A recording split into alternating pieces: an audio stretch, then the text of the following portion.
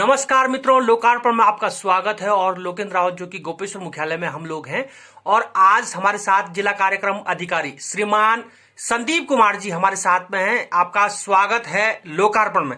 Sir, आप ये बताइए, सर आपके जो विभाग, आपके कार्यालय किन किन योजनाओं में बाल विकास कार्यरत है और किन किन सेवाओं में बाल विकास योजनाएं सेवा दे रहा है? धन्यवाद रावत जी। सर्वप्रथम मैं सभी देश और प्रदेशवासियों को चारधाम यात्रा की बहुत बहुत शुभकामनाएं देता हूं। मैं भगवान बद्री विशाल से प्रार्थना करता हूं कि आप सबके जीवन में जो है अपार जो खुशियां लेकर आएं। और मैं लोकार्पण चैनल का भी आभार व्यक्त करता हूं कि आप यहां पर आए और मुझे जो है इस मंच पर लाने का आपने अवसर प्रदान किया है। जैसे कि आपने पूछा कि महिला सशक्तिकरण एवं बाल विकास विभाग क्या काम करता है, तो मैं आपको बता दूं, हमारा विभाग महिलाओं के संरक्षण और उनके विकास के लिए काम करता है। महिलाओं के पोषण एवं उनके स्वास्थ्य के लिए काम करता है। जैसे कि आप जानते हैं, हमारे जनपद में 1078 आंगनबाड़ी केंद्र वर्तमान में संचालित हैं। उन आंगनबाड़ी केंद्रों के माध्यम से हम लोग गर्भवती धात्री महिलाओं को विभिन्न प्रकार की विभागीय सेवाएं देते हैं।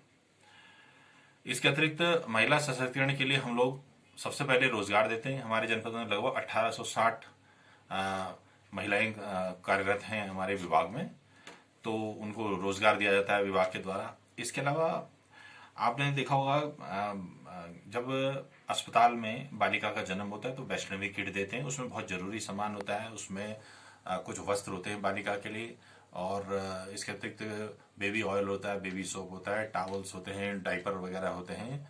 ये सामग्री होती है, तो ये बालिका के दिया जाता है। महालक्ष्मी किट एक योजना चलती है हमारी। महालक्ष्मी किट योजना के अंतर्गत लगभग 3500 की एक किट वितरित की जाती है परिवार की प्रथम 2 बालिकाओं पर। अस्पताल में प्रसव करने वाली महिलाओं की अगर बालिका को जन्म दिया है तो प्रथम 2 बालिकाओं पर महालक्ष्मी किट दी जाती है।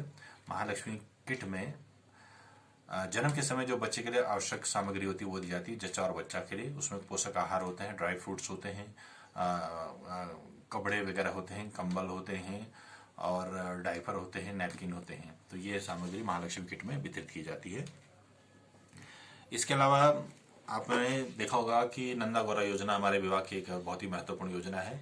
इसमें परिवार की 2 बालिकाओं पर 11,000 रुपए की जन्म धनराशि जन्म के समय दी जाती है, और जब बालिका इंटरमीडिएट उत्तीर्ण कर लेती है तो बालिका को 51,000 रुपए की धनराशि विभाग के द्वारा दी जाती है।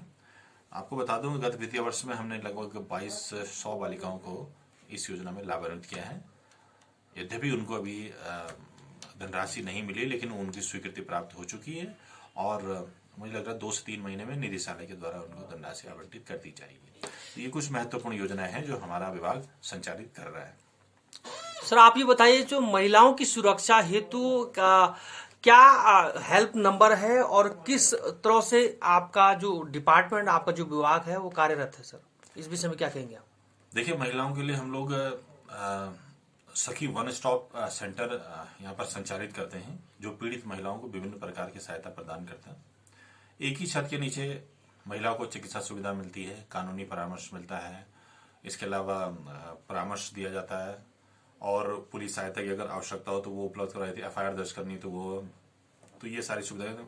इसके अतिरिक्त सूचना आती है और फिर हम लोग एक्शन में आगे वो कार्रवाई शुरू कर देते हैं।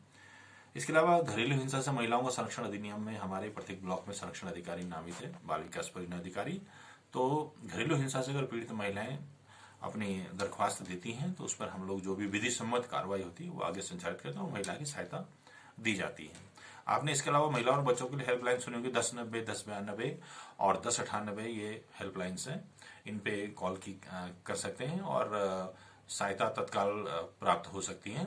इसके अलावा पुलिस का हेल्पलाइन नंबर आपको माना है 112, तो 112 बहुत ही अच्छा रिस्पॉन्स इसका रहता है, तो वहां से भी जो है पीड़ित महिला सहायता प्राप्त कर सकती है। सारे डिपार्टमेंट एक दूसरे से कोऑर्डिनेट करके, पुलिस का हमारे साथ और कोऑर्डिनेशन है, और हम लोग पीड़ित महिला की सहायता देने के लिए भरसक प्रयास करते हैं।